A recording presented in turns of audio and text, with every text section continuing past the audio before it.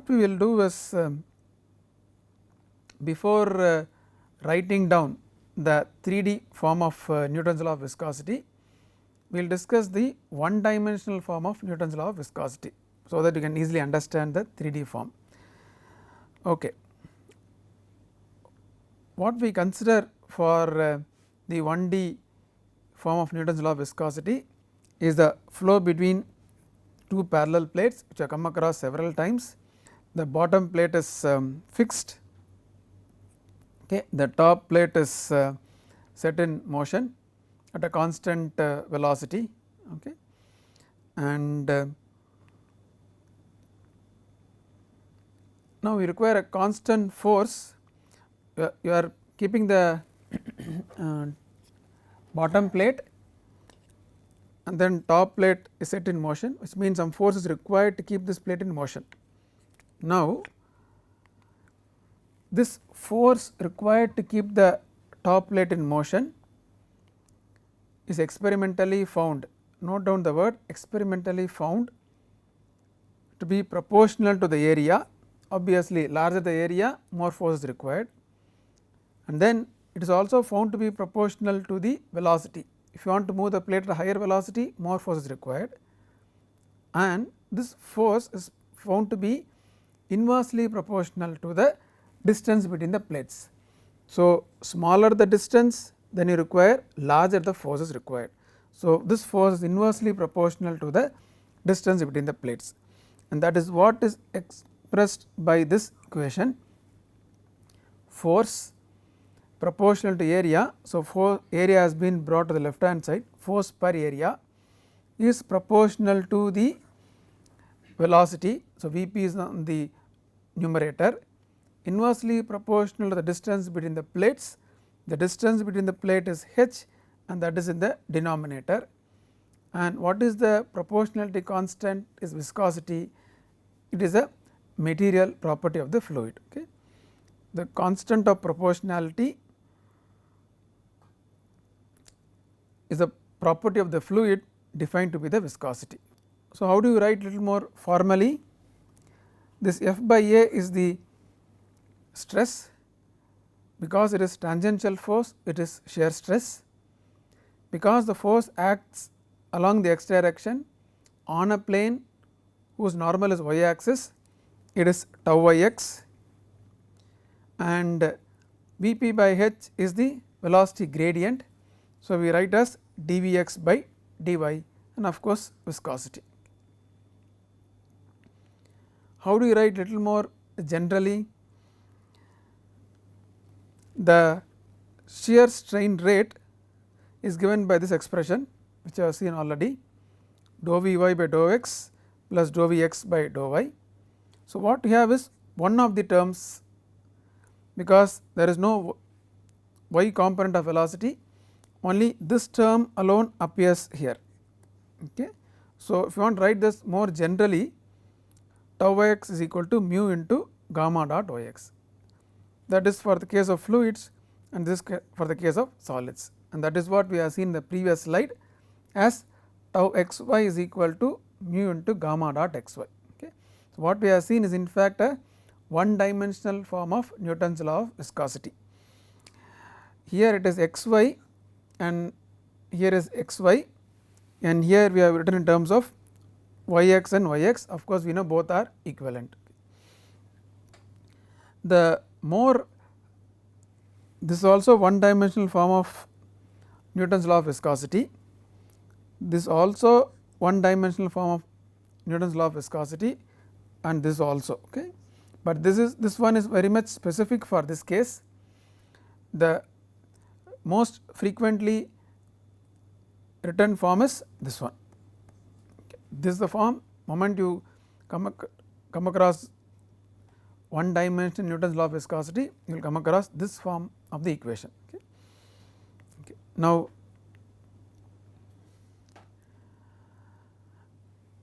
what it says is the shearing force per unit area, that is the left hand side, is proportional to velocity gradient. Okay. In the first time we said force proportional to area, proportional to velocity, inversely proportional to the distance.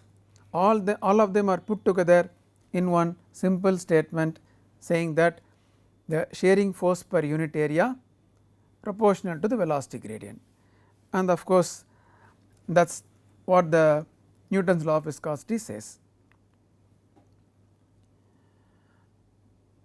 Of course, in the one dimensional form, and we used a word saying that experimentally observed. Okay. When is it valid? This one dimensional Newton's law of viscosity is found to be valid for all gases and all liquids with molecular weight less than 5000. Okay. Let us say simple liquids and all the gases, this is found to be valid, okay. And that itself is a quite wide range of fluids. Okay. What is the units of viscosity? The left hand side you have force per area, so Newton per meter squared. Right hand side you have velocity gradient, so meter per second by meter, giving you Pascal second. Let us look at some numbers for viscosity to get a rough idea what is the magnitude. At 20 degree centigrade for air it is roughly about 10 power minus 5 Pascal second. For water it is 10 power minus 3 Pascal second, much more viscous than air. If you take glycerol it is 1 Pascal second, still more viscous. So, in terms of increasing viscosity it is air, water and then glycerol, and the graph shown here represents viscosity as a function of temperature, okay. And for gases it increases, and for liquids it decreases with temperature, okay. So, viscosity depends on temperature and pressure. Of course, pressure dependency is not so significant, but temperature dependency is significant. So, whenever we look up for value for viscosity, we should be careful about the temperature. Look at the steep decrease in viscosity for liquids. So, we should pay attention to the temperature at which we are taking the viscosity data. Let us look at some examples of the simple 1D Newton's law of viscosity. The first example is the same configuration, flow between two parallel plates. So, two parallel plates are 10 centimeter apart, the bottom plate is stationary, the fluid between the plates is water which has a viscosity of 0.001 Pascal second. Calculate the force per unit area necessary to maintain the top plate in motion at a velocity of 30 centimeters per second. So, very simple application of the one dimensional form of Newton's law of viscosity. You have to keep the top plate moving at 30 centimeter per second. Okay. So, let us write down the Newton's law of viscosity in the differential form. Tau yx is equal to nu dvx by dy. Replace this differential in terms of difference, substitute the values, mu is given as 0.001 and velocity difference is 0.3, and here it is 0 because the bottom plate is stationary. Okay. This velocity is velocity of the fluid here clings to the top plate. So, velocity of the fluid is same as velocity of the plate, so 0.3. Similarly, here the fluid clings to the bottom plate, both their velocities are same, which is 0. So, 0.3 minus 0, what is the distance? It is 0.1 minus 0, okay. And so you get a value of 0.003 Newton per meter squared. That is the force required to keep the plate moving at 30 centimeter per second, and this value is constant between the two plates, it does not depend on the distance between the two plates. Now, how do you interpret this? Shear force per unit area required to maintain motion of top plate. So, you have to apply a force on the top plate. in the positive x direction. You have to pull the plate, and so force acting on the plate is in the positive x direction 0.003. Okay.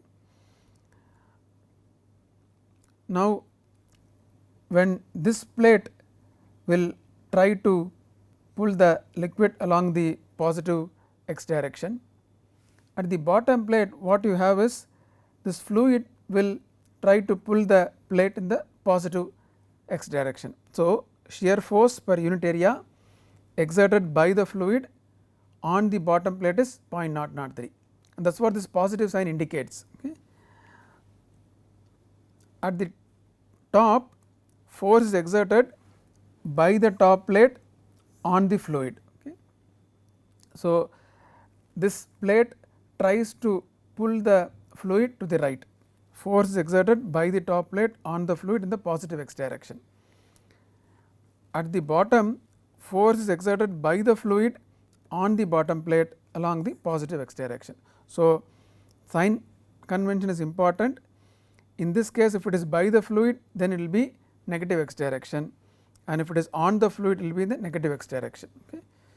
Here we are interested in what is the force on the plate, so that is on the positive x direction. Okay. Let us look at another example, a very practical example of measurement of viscosity. Okay. Before even going to the example, like to explain the significance of the geometry. What is the geometry here? The viscosity of fluid is to be measured by a viscometer constructed of two 40 centimeter long concentric cylinders. So, we have two cylinders, okay, two concentric cylinders, okay, and that is our configuration. Okay. Now, why are we interested in this configuration? Okay. Now, what I have shown here is similar to the example which I have seen earlier, but here the top plate is stationary, the bottom plate is kept in motion. Okay. Now, this configuration is very simple for two reasons. Number one, the velocity profile is linear. We always like to have some simple velocity profile. The simplest velocity profile is linear velocity profile, and then the shear stress, as we have seen in the previous case, which is depends on the derivative of velocity, is a constant. It does not vary between the two plates. So, one of the simplest configuration is this, the flow between two parallel plates. That is why throughout our discussion we have been taking this example. We have used this to explain the difference between solids and fluids. That is the example we took. Remember, we took this example to illustrate difference between solids and fluids. We also took this example to illustrate the one dimensional form of Newton's law of viscosity. So, in that way a very nice example for such discussion. But now, if you want to realize this configuration in lab, it is very difficult. Imagine you have a plate here, another plate here, and there is fluid in between, and you are setting the plate in motion. How do you realize this in lab? That is difficult. So, that is why you have a configuration where there are two cylinders and there is fluid between the two cylinders, and you are rotating the inner cylinder, and that is why I took in this case the bottom plate to be set in motion. Now, the fluid set in motion between these two cylinders is analogous to the fluid flow between these two parallel plates. But when is it valid? When is it valid? It is valid when the gap between the two cylinders is very small. When it is very small, then you can ignore the curvature and take it that to be equivalent to the flow between the two parallel plates, and you use this arrangement for measurement of viscosity. And when you make such measurements, the gap is very small, so that you can assume the velocity profile to be linear, and that is what is shown here. The velocity profiles are shown to be linear here. When is it valid? When the gap between the two cylinders is very less. Okay. So, now let us continue the example. The viscosity of a fluid is to be measured by a viscometer. Viscometer is instrument used to measure viscosity. Okay. See, actual viscometer can have different configuration, but the principle is this: constructed of two 40 centimeter long concentric cylinders. The outer diameter of the inner cylinder is 12 centimeter, okay, and the gap between the two cylinders is 0.15 centimeter. Look at the value, 0.15 centimeter is a gap, but the diameter is 12 centimeter. Okay. The inner cylinder is rotated at 300 rpm, and then you are measuring the torque, which is 2 Newton meter. So, use a torque meter to measure the torque. Determine the viscosity of the fluid. A very practical example which illustrates the use of one dimensional form of Newton's law of viscosity. More importantly, we have discussed how to realize this flow in a laboratory by having two coaxial cylinders. Okay. First step, what we should do is check really whether the gap is very small. How do you do that?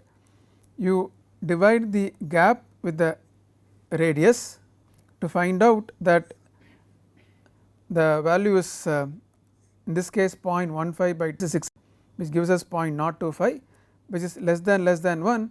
So, we can conclude that the curvature effects are negligible. Then only we can apply the simple one dimensional Newton's law of viscosity. Okay. Velocity profile can be approximated to be linear, that is a conclusion, because the curvature effects are negligible. Okay. So, now let us apply the Newton's law of viscosity first in differential form, and then we have written in terms of difference. So, let us put in terms of words, becomes easier to proceed further. The shear stress, that is the left hand side, is equal to mu into the velocity difference by the gap. Okay. Now, we are measuring torque, we have to find out viscosity. So, what we are going to do now is find a relationship between torque and then viscosity. We are proceeding towards that. Okay. So, let us write an expression for torque. What is torque? It is force into the perpendicular distance. What is force? The stress into the surface area. So, torque is shear stress into surface area into the perpendicular distance. We have related shear stress to the velocity difference in the previous equation. So, let us substitute that equation. Shear stress is equal to mu into velocity difference by the gap. When I say gap, the distance between the two cylinders, multiplied by surface area multiplied by perpendicular distance. Okay. So, let us continue. The same expression is written here.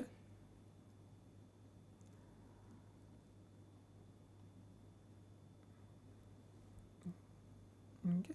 Now, when I say velocity difference, the velocity here, the velocity difference between this point and this point. Okay. The inner cylinder is rotating, outer cylinder is stationary. So, velocity there is 0. Whenever we say velocity, we mean the linear velocity. So, how do we convert the angular velocity to linear velocity? Multiply angular velocity with the radius omega into r, and what is omega? Express that in terms of the rate of rotation. So, it is 2 pi n and then of course r. So, linear velocity is omega into r, omega is 2 pi n. So, linear velocity is 2 pi n r. Okay. So, let us substitute this. Torque is denoted by capital T here, viscosity mu, which is yet to be determined. Velocity difference is omega r minus 0, inner cylinder omega r, outer cylinder it is 0, the gap is h. Okay. And what is surface area? Surface area of the cylinder is 2 pi r L. What is the perpendicular distance? It is r. Okay. Now, if you multiply these terms, you will get this expression, and substitute for omega as 2 pi n, okay, and you will get this expression. So, we have related torque and viscosity. So, let us rewrite this expression for viscosity, because we have to find out the value of viscosity. So, mu is given by this expression, and so all the values are known. Torque is measured, H is a gap between the two cylinders which is 0.15 centimeter, R the radius is 6 centimeter, N the speed of rotation is 300 rpm, we have to substitute as rps. So, 5 rps, L is 40 centimeter, substitute all in terms of SI units, okay, and then if you evaluate you will get 0.176 Pascal second. For water it is 0.001, which means you really have a viscous liquid between the two cylinders.